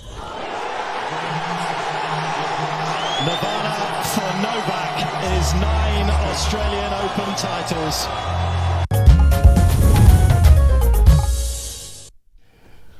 All right, congratulations to Novak Djokovic, world number 1, 18th Grand Slam, just 2 behind Roger Federer and Rafael Nadal. And Serena Williams, Osaka 4 Grand Slams. Congratulations to her. She defeated Serena Williams to the semi-finals, who still has 23 Grand Slams, by the way. Serena has never returned, after giving birth to her baby. Well, she was pregnant when she won her last Grand Slam. Yeah.